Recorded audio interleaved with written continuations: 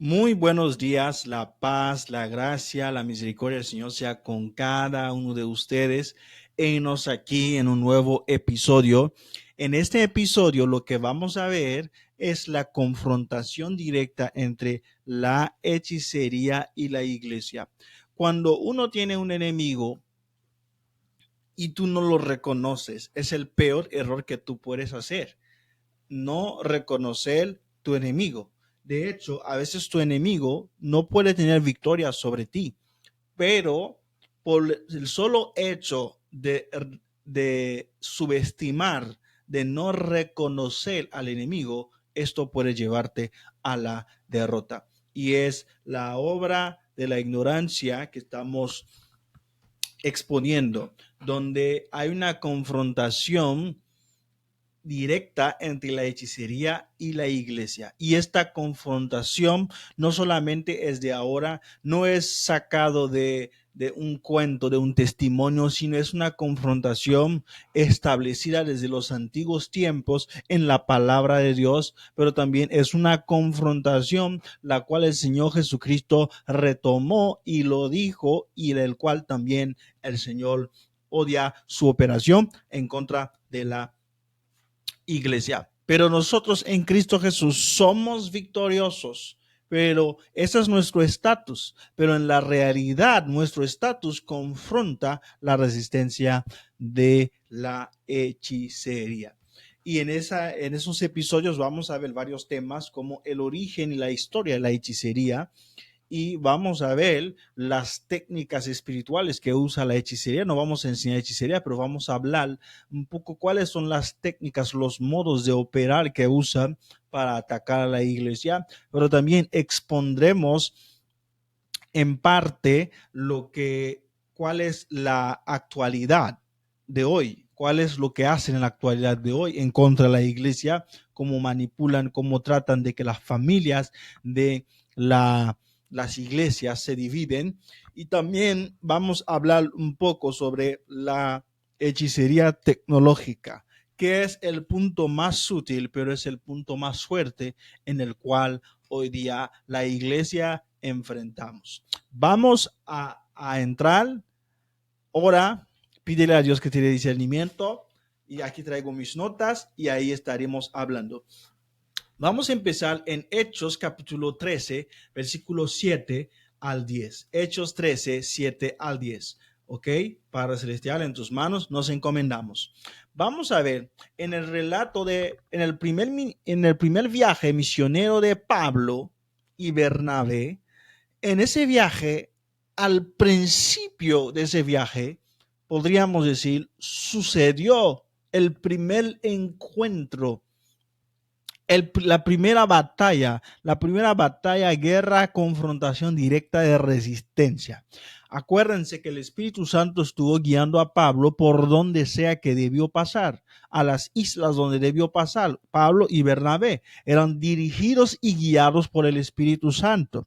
Y vamos a ver en el Hechos 13, versículo 7, dice: recorrieron toda la isla hasta Pafos y ahí se encontraron con un mago judío llamado Bar Jesús, que se hacía pasar por profeta. En la versión original no dice mago, dice sorcerer.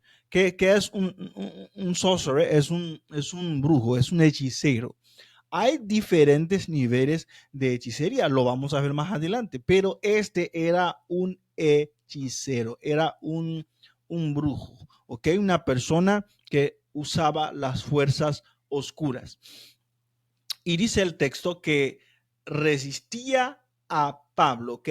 Le resistía a Pablo. Pronto se les opuso Elimas, el, el hechicero, intentando apartarle la fe al procónsul, por lo cual Pablo, lleno del Espíritu Santo, lo miró fijamente y le dijo: embaucador, embustero, redomado, engendrado del diablo, enemigo del bien, ¿hasta cuándo vas a falsear la verdad limpia y la llama y el camino del Señor? Pues mira, el Señor va a castigarte, te dejará ciego y durante algún tiempo no verás la luz del sol.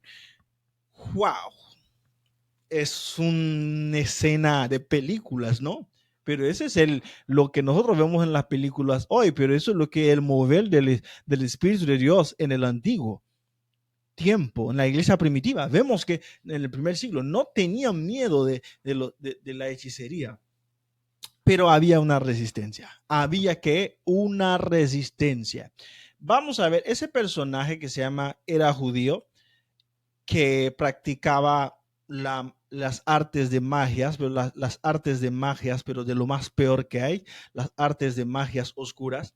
En el texto que nosotros estamos leyendo, voy a compartirles aquí, está diciendo que Elimas era un hechicero. ¿Qué significa que una persona era un sorcerer? Es una persona que practica una ciencia oculta, pero con el objetivo de hacer el mal. O sea, no hay ningún objetivo de bien en sus prácticas. Esos son los hechiceros. Hay diferentes tipos de hechiceros, donde está la cuna de la hechicería, que no es en Haití, es en Benín, pero por herencias ancestrales, en Haití se ha desarrollado mucho y ha sido muy fuerte y mezclado con otras cosas que han traído los franceses y los españoles a la isla. Entonces eso ha llevado la hechicería de Haití a otro nivel, pero lo más fuerte está en Benín, en el reino de Dahomey. Lo vamos a hablar más adelante. Pero lo que está sucediendo ahí es que se topó yendo a predicar el evangelio, la misión que Dios nos había encomendado a los apóstoles, a los discípulos, se enfrentaron con un hechicero que quiere oponer. Dice en el texto que el procónsul necesitaba escuchar la palabra de Dios, necesitaba escuchar el evangelio. Entonces, Elimas, que era un hechicero, vamos a ver esa palabra bien, vamos a estudiarlo aquí, lo voy a exponer, vamos a estudiar en la aplicación Logos. Sí, vamos a estudiarlo aquí. Esta palabra es una palabra, es diferente. Hay diferentes tipos de hechicería, ¿no? Hay diferentes tipos y cada uno tiene su su connotación. Por ejemplo, en Haití se conoce un Ugán, que es alguien que practica la hechicería o la magia, las ciencias ocultas espiritualistas, pero que tiene un aspecto mucho más científico, mucho más culto, mucho más intelectual, pero también que tiene un aspecto de, podríamos, no vamos a decir bueno, pero que trata de ayudar a la gente que tiene problemas. Prácticamente tratan de ayudar a la gente que han sido golpeados por los hechiceros, por los brujos. Existen otros tipos, el Señor los reprenda, que son los Bokor. Esa gente sí son satanistas, ¿ok? Son satanistas. Y hay que hacer una separación, porque hacer la separación nos va a ayudar bien a defendernos en la fe, pero también a pelear contra ellos. Entonces, los Ugán y los que son los hechiceros, que podrían tener la misma connotación con la gente que practica chamanismo, todo eso, etcétera, alrededor del mundo. Entonces, todo ese tipo, pero también existe un tipo, es el Bokor, que es satanista. Ahí sí es algo muy peligroso y hasta legalmente es algo que es criminal. Hasta en el país de Haití se ha tenido que usar algo que es criminal. Fíjense que el color que está apareciendo en los logos es el color de la bandera de Haití. Es rojo y azul. Pero bueno, lo más importante de eso es saber, es poder definirlo, ¿ok? Es poder hacer una diferencia entre ellos. Vemos que la palabra puede significar también sabios, ¿ok? Sabios. Por eso cuando el Señor Jesucristo nació, salieron unos sabios de Babilonia. Esas personas tenían ciertos conocimientos, a veces conocimiento de la astrología, manejan las ciencias ocultas bien, las ciencias esotéricas muy bien, todo tipo de ciencias. Esas personas son buscadores de sabiduría, son espiritualistas, son gente. Pero hay una definición que nos da más, que son los hechiceros. Los hechiceros son personas que son satanistas. Son personas que son jurados, enemigos jurados de la iglesia. Cuando yo era chico y yo vivía en Haití, en mi patio donde yo vivía, nosotros éramos bautistas y, no, y todavía siguen estas casas. Y había enfrente de nosotros una señora que se había quedado sola, pero educó, mi respeto para ella, educó 1, 2, 3, 4 hijos varones y era adventista y era una mujer de fe. Y la verdad, yo no me meto en cuestión de denominación ahorita, pero era una mujer de fe. Pero también al mismo tiempo vivía a nuestro lado un señor que era un hechicero. Fíjense que ese señor no daba servicios, o sea, no atendía a gente, pero era un hechicero. Y cada vez que había un debate con la adventista, porque la adventista era fuerte en la fe, y nosotros bautistas nos quedábamos viendo, a veces apoyábamos a la adventista, pero la adventista se le ponía pa de palabra por palabra y el hechicero usaba también la misma Biblia para contrarrestarla. Pero llegó un momento como que el hechicero fue poseído por el demonio que lo usaba. Empezó a maldecir a Dios. Es a este nivel que llegan los hechiceros, los que practican artes oscuras, son satanistas y creen y en todo lo que está en contra de si conocen la palabra, pero creen en contra de la palabra, tergiversen. Y es lo que hacía el mago. Todo lo que Pablo decía, dice que había una oposición constante, se oponía, la tergiversan, niegan la resurrección de Cristo, niegan que Cristo es el Hijo de Dios, pero también aceptan que Cristo fue una personalidad histórica, pero lo aceptan como un gran maestro, como un gran iluminado, pero no lo aceptan como el único salvador del ser humano.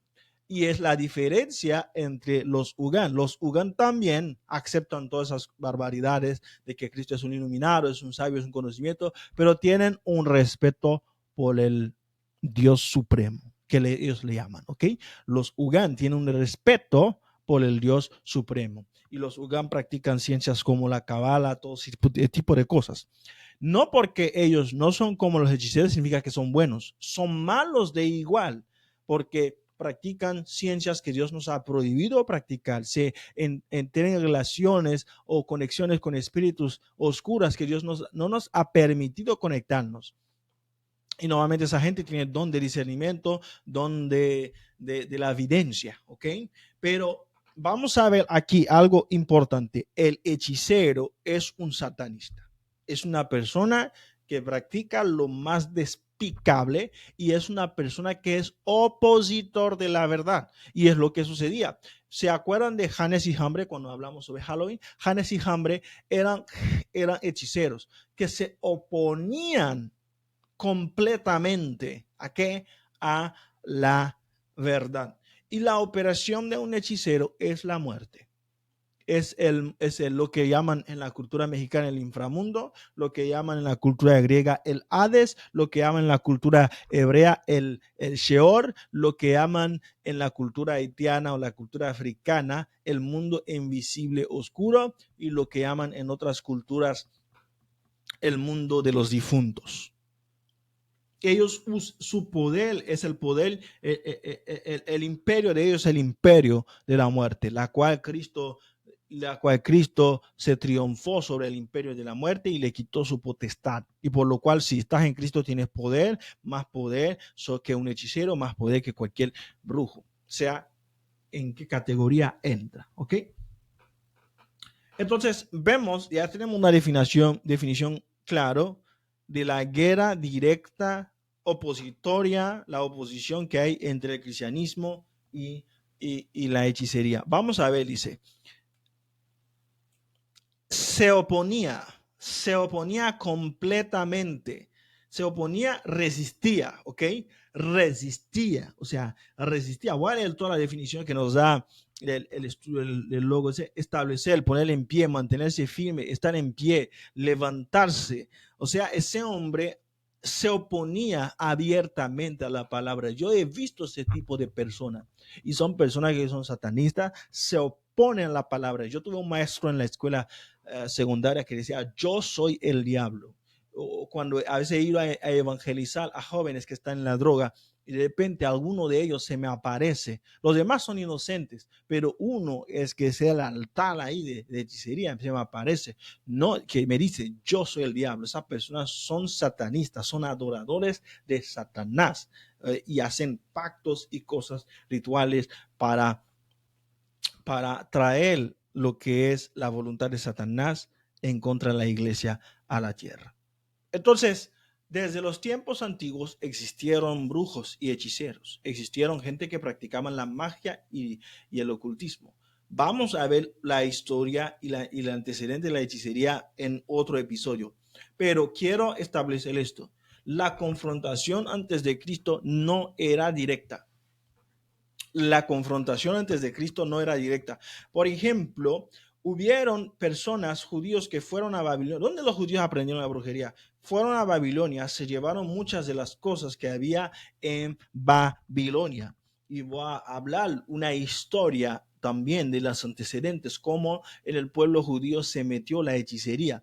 Entonces, vemos como que tenían amuletos, cosas así para proteger, cosas para cuidar del mal ojo, todo ese tipo de cosas, esas prácticas se metieron, pero no ha habido una confrontación directa contra la iglesia. Es más, vemos en el acto de Pedro, cuando en Samaria, vemos que el mago que estuvo ahí no estuvo resistiendo, tenía a todo el pueblo sometido, porque lo que quería es el poder, el dominar, independientemente por qué medio. Se convirtió al mago, pero su corazón no se estaba convertido y quería el poder de Dios con dinero. Y sí, Pedro le pronunció un juicio, pero vemos que cada vez que hay una confrontación entre la hechicería y la iglesia, siempre hay un juicio que se pronuncia.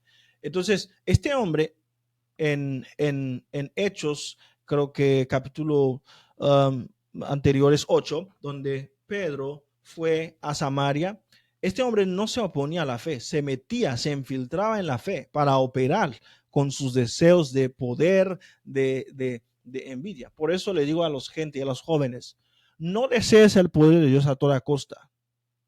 No digas esto. Yo deseo que Dios me dé el poder a toda costa. No, así vas a caer en la hechicería. No, busca el poder que Dios da conforme al Espíritu Santo y a cada quien se les va a dar una medida de poder. Por lo más que busques a Dios, por lo más que te rasgues en ayuno, a cada uno se le va a dar una medida de poder y cada quien opere según la medida de poder que le fue dado. A Cristo se le dio la medida de poder infinito porque en él habitaba plenamente la divinidad. El Padre no le da al Hijo el Espíritu con medida, no le fue dado con medida.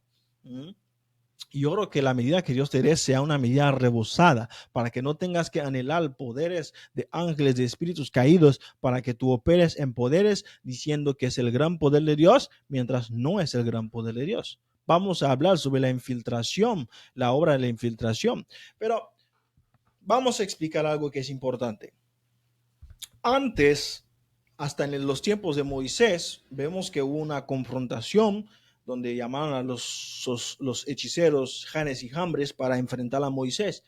Pero no ha habido una confrontación, una guerra declarada de manera directa de que venimos en contra de los cristianos.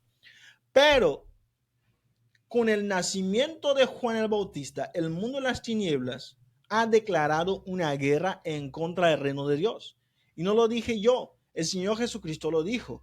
Desde los días de Juan el Bautista, el reino de los cielos sufre violencia. ¿Qué significa eso? El reino de los cielos está sufriendo una violencia, una resistencia de parte del reino de las tinieblas. Y los violentos lo arrebatan.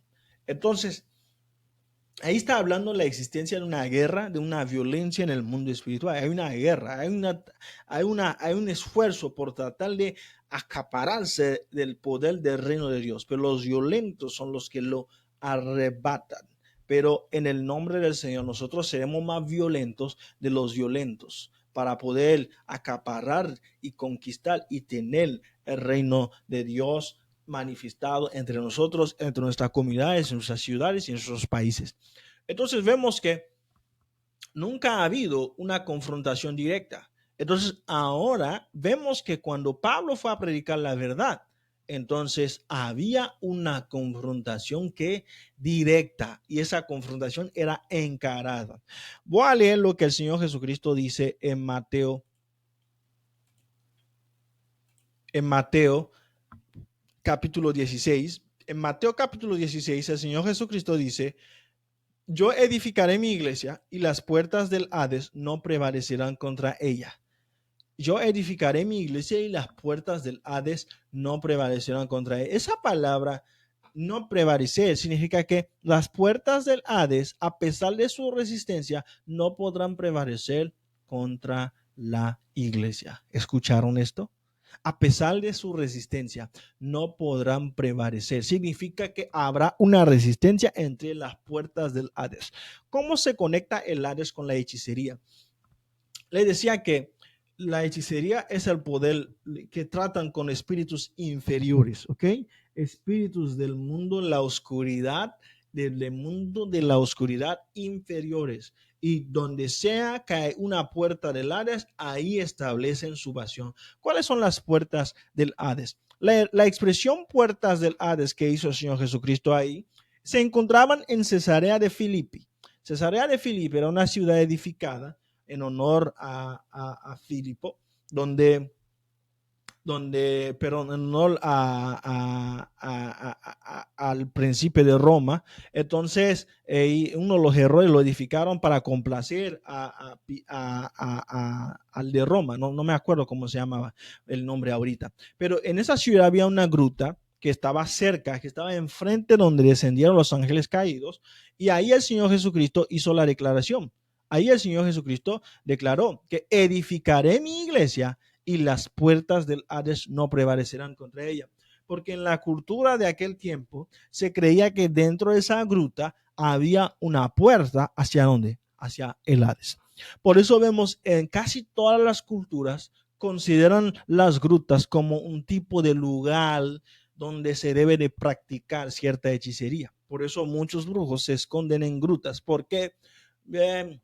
Por la conexión que tienen las grutas hacia el mundo inferior. ¿Dónde se ubica el Hades? ¿Dónde se ubica el Sheol? En la dimensión espiritual oculta debajo de la tierra. No tengo tiempo para explicar eso, lo explicaré en el próximo episodio. ¿Dónde se oculta el Hades? En la dimensión espiritual inferior que se oculta debajo de la tierra. ¿Cuáles son las diferentes puertas de las que yo conozco y yo puedo decir y que puedo probar bíblicamente?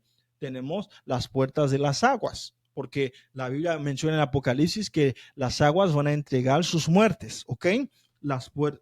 Jonás dice que descendió en el Seol por medio de un animal y a dónde bajó por el Seol, y ahí desde el Seol te clamé, dice Jonás. Entonces las puertas de las aguas son unas puertas al Seol, a la muerte. Y también tenemos otro tipo de puertas hacia el Seol. Una de las puertas son las aberturas, lugares donde hay alta frecuencia magnética de gravedad, donde la gravedad es muy pesada y atrae todo abajo. Pues tenemos el Triángulo de las Bermudas y todo tipo de cosas. Y tenemos otro tipo de lugares que son centros de energía espiritual negativa, donde se atrae hacia abajo, donde son los volcanes, los cráteres abiertos de los volcanes, son lugares que están muy cerca espiritualmente, no estoy hablando geográficamente, cerca del Seol. No te apresures a contradecir si tú no entiendes mucho el aspecto de en la relación entre la geografía y el mundo de espiritual. Entonces, por eso vemos que cuando Cristo ascendió, ¿hacia dónde? ¿Qué pasó? Ascendió hacia lo alto, no descendió abajo, no descendió abajo. Cualquier persona que ha sido llevado al infierno te va a decir que se siente que como está en un elevador, está bajando hacia abajo. Es más, la cultura mundial de enterrar a los muertos tiene que ser 6 pies debajo del suelo. ¿Por qué? ¿Por qué eso? Porque se creía que a los 6 pies debajo del suelo se abre el portal para que el alma del difunto pueda descender al Seol.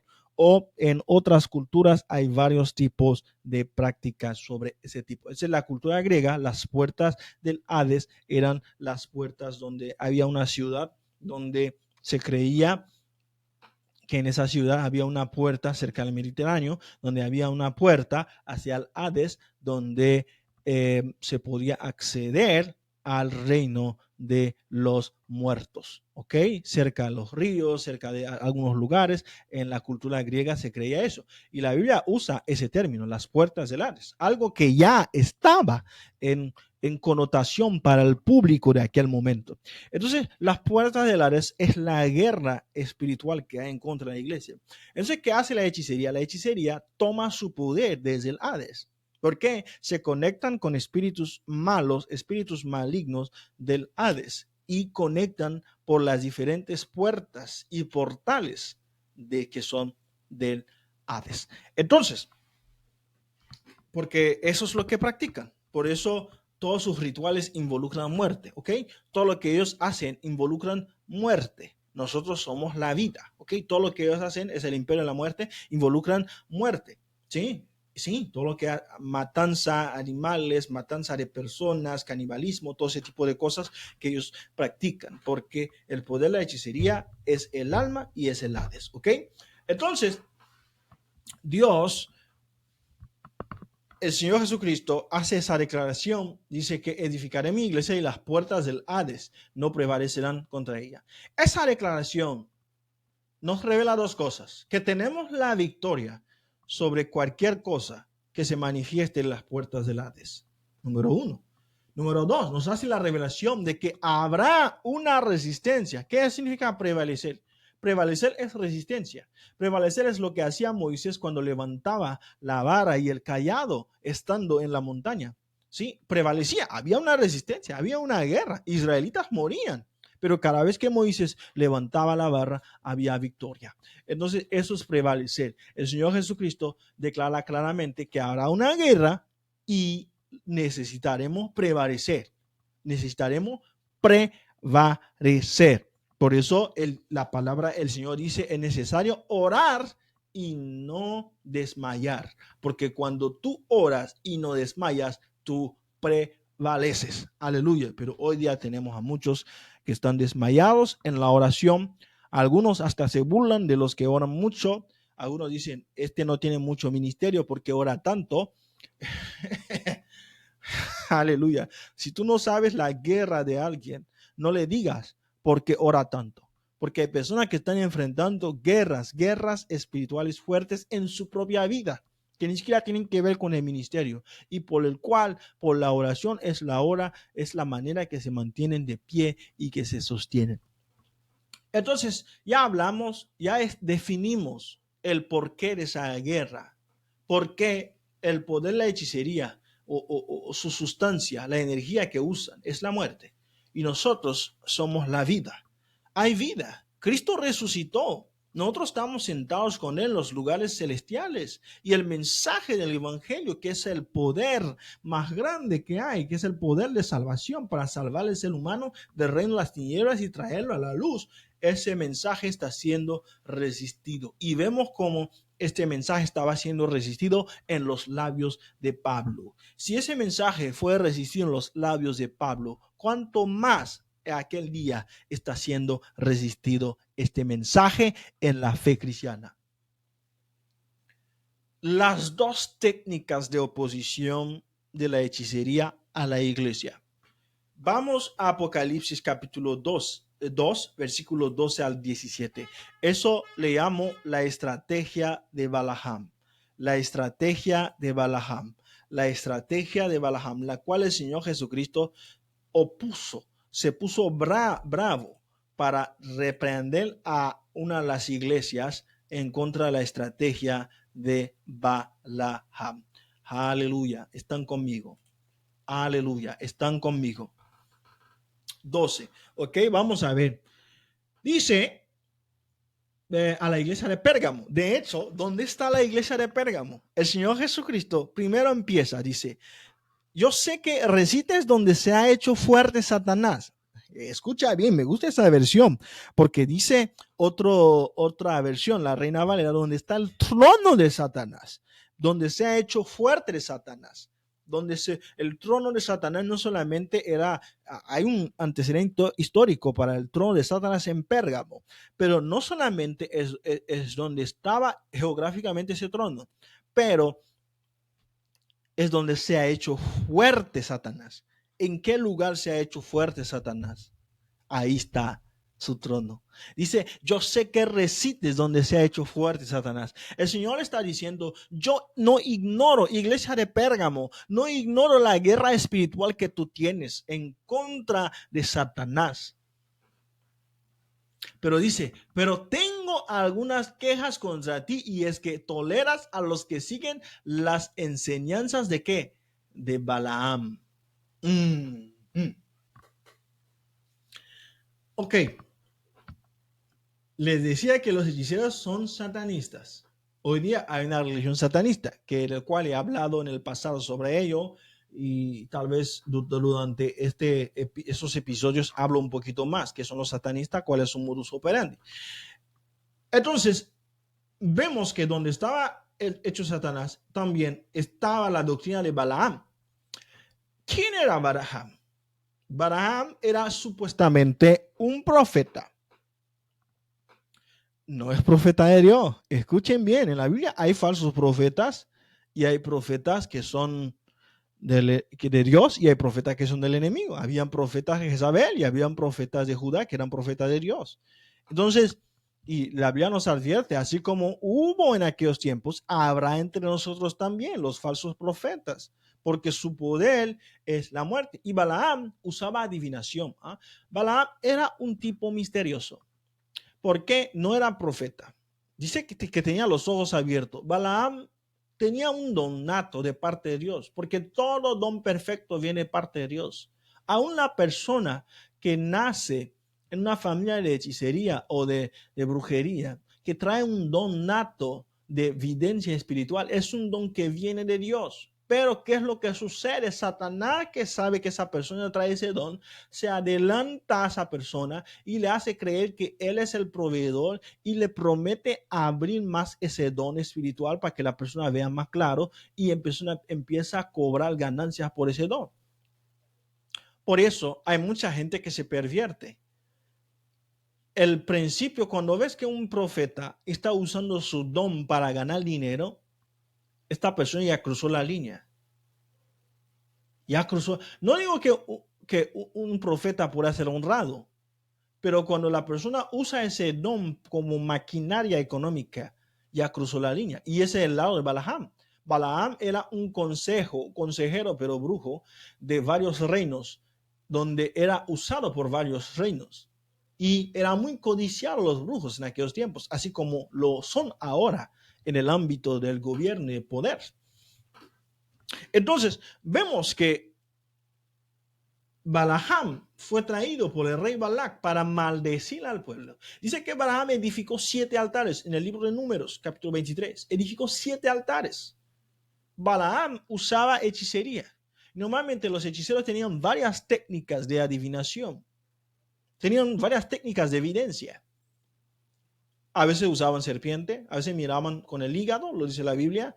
A veces usaban con otro tipo miraban el aceite, separaban los cruces de camino, etcétera. Hacían varios tipos de cosas que tienen que ver con la operación con espíritus de muerte. Otras varias maneras de usar. De hecho, en la última profecía de Balaam, donde profetizó sobre la séptima estrella que nacerá de Jacob, la estrella que nacerá de Jacob, la séptima profecía de Balaam, perdón, la estrella que nacerá de Jacob, donde profetizó bien ahora de parte de Dios, dice, ahora no usó adivinación como lo usó antes. Así que las primeras 6, de hecho hasta el número se va. El 6 es el número de la humanidad. Las 6 primeras profecías de Balaam usaba métodos espirituales que no son legítimos, no son aprobados por Dios para profetizar. Y hoy día hay mucha gente usando esos métodos como dan un detalle preciso, dicen que son de Dios, pero no son de Dios. Dios tiene su método de profecía, que es el método del Espíritu Santo, que da dones proféticos. No importa si es limitado, si es preciso. Tú sigue y obedece lo que el Espíritu Santo te da. No trates de tener más precisiones, nombres y detalles si no es el Espíritu Santo quien te lo da, porque vas a caer como Balaam, porque vas a querer buscar la fama, el dinero y cobrar recursos por esto. Entonces, vemos que Balaam es un personaje a estudiar, porque el Señor Jesucristo, después de más de 3.500 años pasados, lo trae. Perdón, ahora estamos a 3.500 años pasados, hay más de 2.500 años pasados, lo trae. A Juan le dice, tengo algunas quejas contra ti, a la iglesia de Pérgamo, es que tú toleras a los que siguen las enseñanzas de Balaam. Las enseñanzas de Balaam. Tendremos que hablar sobre esto. El primer modus operandi de la hechicería es la infiltración. La infiltración. ¿Cuál es esa infiltración? Es poner profetas, poner hombres de Dios, poner mujeres que supuestamente tienen evidencia, tienen don de profecía, tienen cosas, pero que esas personas lo que les da la profecía son serpientes espirituales.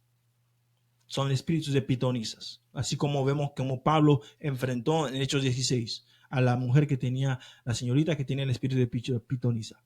Porque eso está relacionado con el dinero, porque da dinero. ¿Sí? Y tenía precisión, ¿eh? Tenía detalle la señorita. Estos son hombres de Dios enviados por el Altísimo. Eso vemos que el primer modus operandi de la hechicería en su guerra directa en contra de la iglesia es la infiltración. Hay iglesias que tienen brujos sentados en sus primeros asientos. Hay iglesias que tienen brujos en sus púlpitos y no lo saben. Hay iglesias que tienen brujos que todos los días se sientan atrás, pero haciendo una influencia negativa sobre la iglesia, para que los cultos no sean poderosos, para que la gente caiga con sueño, para que la gente queda afectado, para que la gente la palabra les entra, pero saliendo terminan peleando, se les olvide toda la palabra, porque su mayor guerra no es contra los milagros. No. El brujo no le importa los milagros, le importa que la verdad no te llegue a ti. Por eso hay que enfatizar mucho sobre la verdad. Por eso ves que cuando el predicador llega a la iglesia y empieza y dice, hermanos, antes de ministrar voy a predicar la palabra, empieza a dar el duro, la gente como que se empiezan a sentir aburridos. ¿Por qué? Porque la gente quiere ver manifestaciones más que la palabra. No, hay que tener los dos. No hay que odiar la manifestación, hay que tenerlas también. Hay que tener el poder crudo de la palabra, manifestándose en el pueblo de Dios. Liberaciones, milagros, sanidad, hay que tener todo eso. Pero también hay que tener la palabra de verdad, no manipulada, no maquillada, sin miedo, sin temor, sin miedo a Jezabel, sin miedo a nadie que te va a decir, ¿por qué predicaste esto? Por eso hay que ser un canal limpio. Entonces Balaam tiene una estrategia. La estrategia es meterse y para sembrar que, dice que indujo, es ahí que viene la hechicería. Indujo a los israelitas a comer lo ofrecido a los ídolos y entregarse a la lujuria. Empezaron a tener sexo con las mujeres moabitas que envió Balaam. Es lo que envió Balaam. Como la primera estrategia de Balaam fue atacar directamente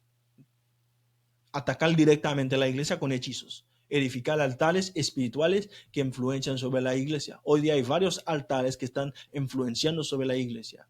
Altares de pornografía, altares de películas, altares en lugares geográficos, en sitios geográficos, monumentos en sitios geográficos que influencian sobre la iglesia, que emiten una frecuencia espiritual que la gente no puede orar. Existen esos altares y hay que orar en contra de ellos, porque un altar es la pista de aterrizaje de espíritus de las tinieblas. Y los altares tratan de influenciar sobre el mundo, sobre la iglesia, pero no prevalecerán, porque el Señor de la casa está en la casa. Pero es necesario que la gente de la casa se conecte a su corazón con el Señor de la casa, que es el Señor Jesucristo. Por eso Él merece el primer lugar. Iglesia, no busques técnicas de crecimiento si Dios no está ahí. Dios debe estar ahí, el Señor Jesucristo debe estar ahí, el centro de todo. El motivo del crecimiento de la iglesia no debe ser el dinero, no debe ser el aumento de miembros, sino que gente que venga al reino a convertirse. Porque La confrontación directa es que también a veces el enemigo envía brujos a las iglesias para sembrar fornicación, para sembrar cosas, para atacar, para golpear espiritualmente a los pastores, a los líderes. Les ataca su salud. Sí, les ataca su salud. Déjenme hablarles un poco de esa infiltración directa. Existe el testimonio de un brujo satanista que estaba en un avión con un hombre de Dios. El hombre de Dios iba a predicar. El hombre de Dios estuvo en ayuno y cada vez que le traían comida, el hombre de Dios no comía. Pero el viaje era como de 72 horas y se bajaba en su vida. Pero veían que cada vez que le traían la comida a un hombre, ese brujo satanista nunca comía. Pero no sabía el hombre de Dios que era un brujo. Y le dice, oye, hombre de Dios, le dice el pastor, hombre de Dios, oye, me da gusto de que tú no estás ayunando. Sí. Y se le ríe el brujo, le dice, ja, ja, ja, ja. Así siempre son burlones los espíritus, así como ellos. Dice, ¿tú crees que yo estoy ayunando a Dios? No. Dice que somos varios brujos alrededor del mundo. Estamos en un ayuno de 90 días para que la iglesia se debilite, para que los pastores se dividen, para que haya pleitos entre los pastores, para que las familias matrimoniales se dividen, para que los hijos de los pastores se descarguen, para crear pleitos dentro de la iglesia. Eso es nuestro ayuno, 90 días. Brother, hay una guerra espiritual en contra de la iglesia. Hay una confrontación espiritual. No lo ignores. Dice Pablo, no ignoramos las maquinaciones de Satanás. La hechicería es satanista. Son los agentes de Satanás, son los siervos de Satanás. Y el primer enemigo de Satanás es la iglesia. Y por lo cual ellos declaran una guerra directa. Eso no es que hacen un trabajo a fulanito de tal a X. No. Están rebelados en contra de la manifestación de la iglesia. Y ese testimonio es muy revelador. Y vemos lo que el Señor Jesucristo está muy en contra de esto, de la infiltración, pero también de la confrontación directa. La confrontación directa es muy real. A veces cuando uno va a predicar, vive esa confrontación directa. A veces en las campañas, de repente ves que se va la luz. Son confrontaciones directas, porque hay una guerra. Por eso no tomemos a la ligera las cosas. Hay una guerra.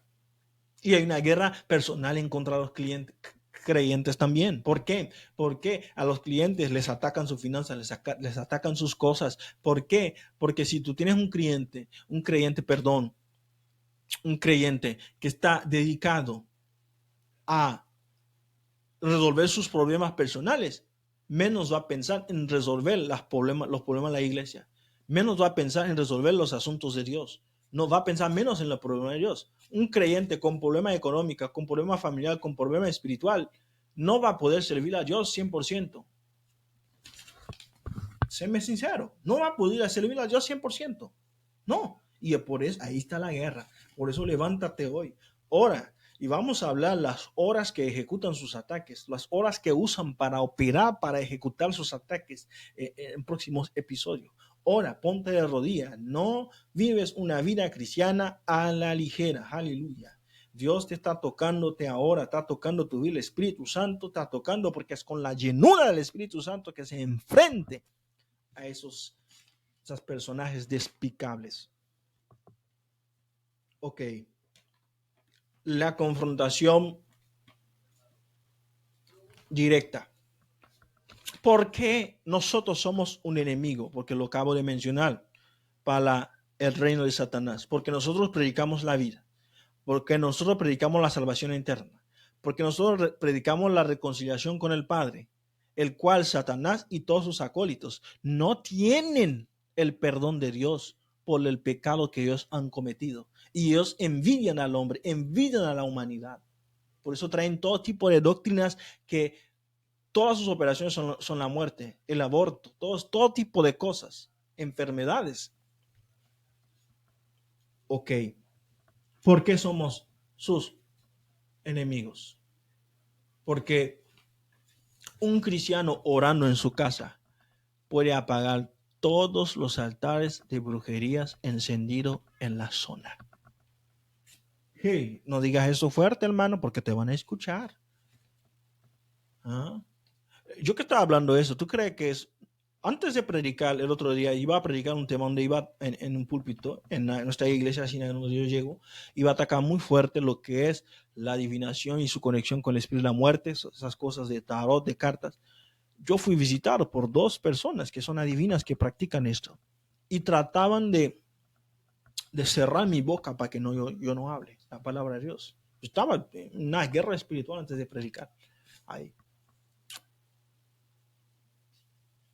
Y no dudo que van a tratar de contraatacar después de ese tema. Porque ellos saben, se enteran, ven la fluctuación, lo que está saliendo de ese micrófono. Pero nosotros lo sabemos también. Por eso lo reprendemos en el nombre de Jesús, porque tenemos autoridad. Nosotros somos de la luz y venimos en contra de ellos. Aleluya. Se libre la hechicería. Se libre de todo nudo que te han atado en tu vientre, todas las cosas que te han dado de comer. El otro día fuimos a predicar, ministrando, había una hermana que quedó paralítica, que no, semiparalítica, que no podía caminar. ¿Por qué? La tienen que arrastrar. ¿Por qué? Porque fue a ministrar, fue a orar por una persona que practicaba hechicería y le dio de comer. La persona quedó mal. La persona, el creyente quedó mal. Y eso no se puede hacer. Y Dios me la ministró y se liberó la persona y salió caminando y bien por la gracia de Dios. Aleluya. Gloria sea su nombre. Entonces, la primera es la confrontación directa. ¿Por qué? Porque somos su enemigo. Porque un cristiano orando puede ser un impedimento para que funcionen todos los altares espirituales de brujería de la zona. Por eso, cristiano, donde tú vives, tienes que ser orado. Porque no sabes lo que te rodean espiritualmente. Voy a decir esto, un testimonio de un pastor que se llama Theodore Effion. Es un pastor que me ha gustado mucho. Estoy escuchando sus temas porque él está en un lugar, una zona peligrosa espiritualmente. Él cuenta la historia de James Kawalia. La historia de James Kawalia, que es un ex hechicero convertido, pero hubo un hombre de Dios que se llama Sonny Molinde, que lideró el avivamiento en Uganda. Después de que hubo un genocidio, Dios los llevó a liderar un avivamiento. Y ese avivamiento no comenzó en una mega conferencia. Ese avivamiento no comenzó en un congreso. No tengo nada en contra de ello, pero no confiemos en los congresos para traer el avivamiento en la tierra. El avivamiento se cocina en lo secreto. No confiemos en los mega eventos para traer el avivamiento en la tierra.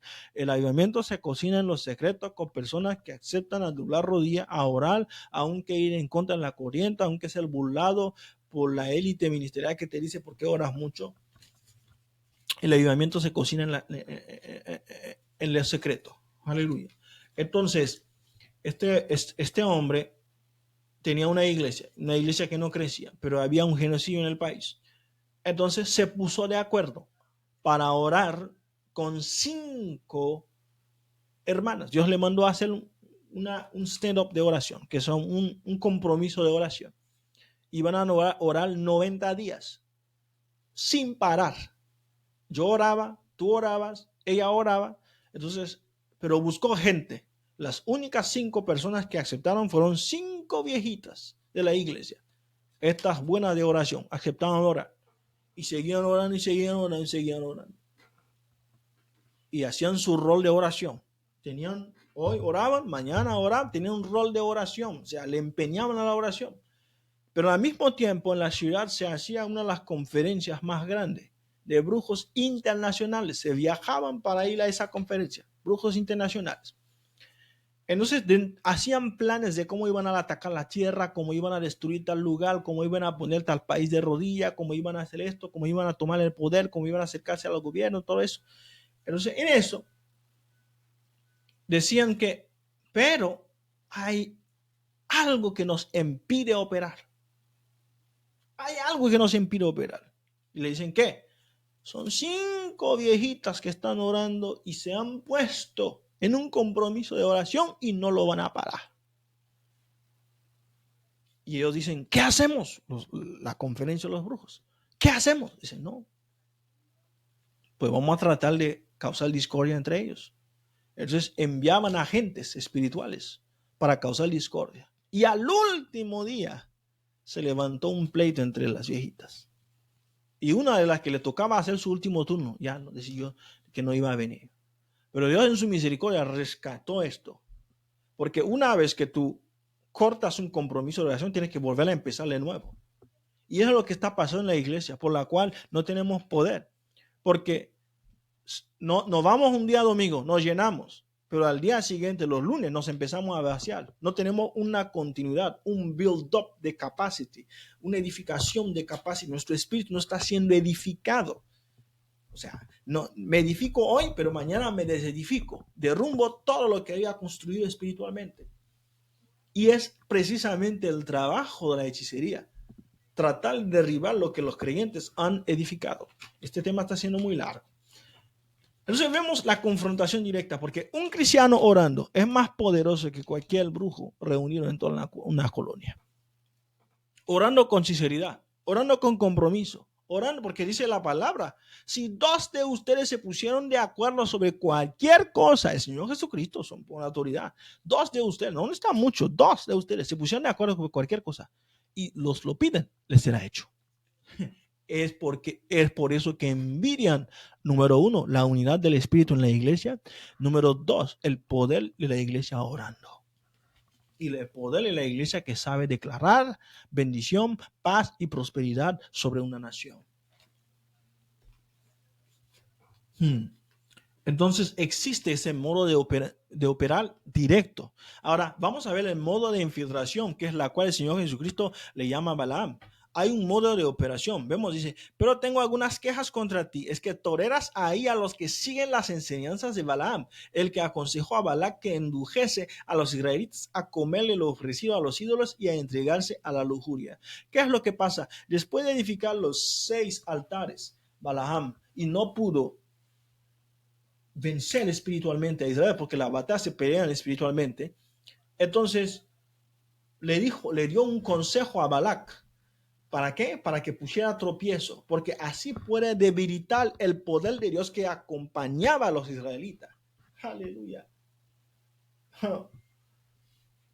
Esa es tecnología espiritual. Balaam era un tipo muy inteligente espiritualmente, pero lo usaba para lo malo.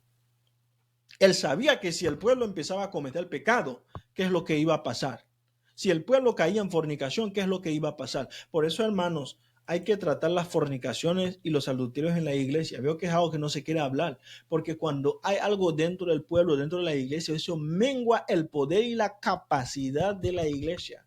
Por eso, amada iglesia, no busques la multitud grande de gente solamente por tenerlos, pero hay que predicar la palabra dura. Porque no va a ser que tengan un montón de gente, pero que son antenas de Satanás ahí. Porque la persona que practica fornicación y llega todos los días a la iglesia es una antena de Satanás, trayendo influencias espirituales, soltando espíritus de homosexualismo de todo tipo en la iglesia. Cuidado a los ministros de alabanza, cuidado a los predicadores, porque tú no seas una antena de Satanás, practicando cosas ocultas, practicando también inmoralidad sexual. Esos son antenas, canales de conducción de la energía espiritual mala de Satanás. Y eso es lo que pasaba. ¿Sí?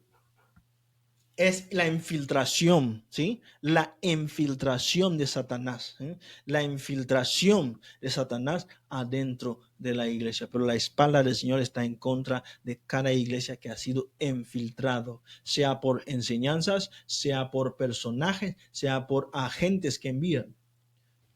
Hay un trabajo que se está haciendo ahorita, es que están enviando muchachitas guapas, pero vestidas con un espíritu de seducción terrible, que lo único que vienen, y esas muchachitas lo primero que buscan al hijo del pastor.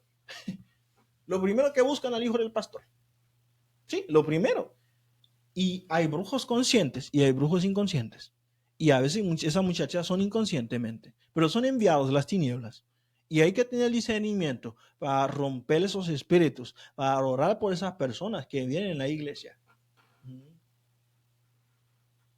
Porque hay una guerra espiritual directa en contra de la iglesia.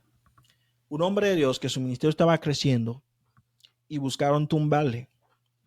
Y la manera que le buscan tumbar es que le llevaron a una persona para pedirle, llegó una bruja a atacarla directamente y le intentó atacar directamente y no pudo.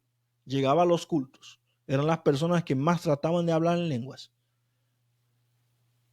Pero no pudo.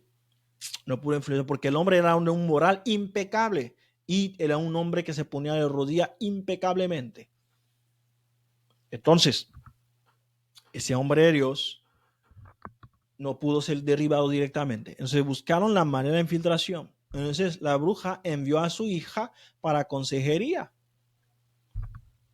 Le envió para consejería. Y llegando a la consejería, no llevó a nadie, no quiso entrar, pero su esposa estaba a su lado. Entonces, al llegar la hija, venía, iba y venía, iba y venía. Y un día de esos, buscó la hora que el hombre ya estaba en su oficina sin su esposa y en esa hora entró. Y cuando entró, ¿qué es lo que trataba? Empezó a tratar de influenciar desde la distancia al hombre de Dios.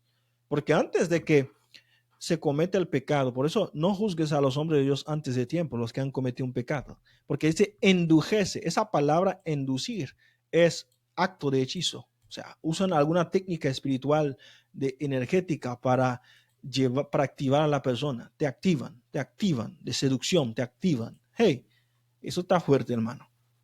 Por eso nadie se diga fuerte. Entonces, llega la hija para poder querer acostarse con el hombre de Dios. Y era joven, era guapa, pero era su método. Y trataba de influenciar. Lanzan frecuencias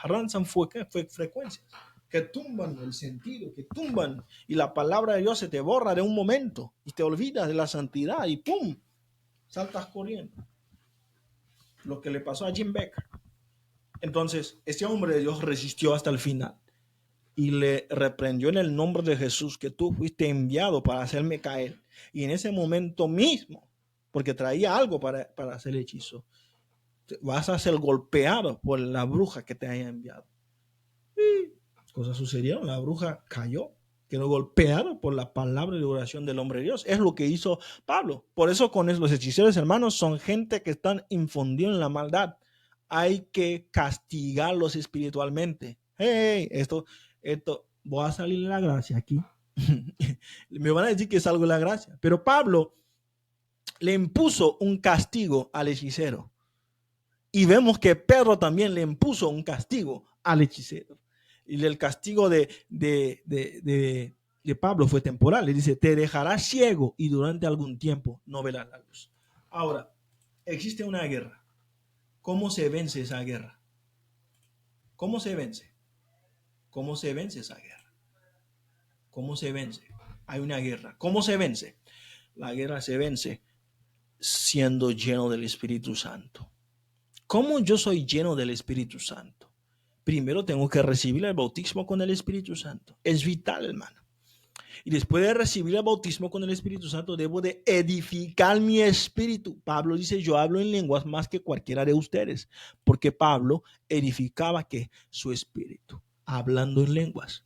Y hablaba también en salmos y cánticos espirituales. Hay que cantar en lenguas, cánticos espirituales. Hay que alabar al Señor. No hablo de alabar en el culto. No. Hay que cantar cuando uno está a solas con Dios, tener intimidad con Dios.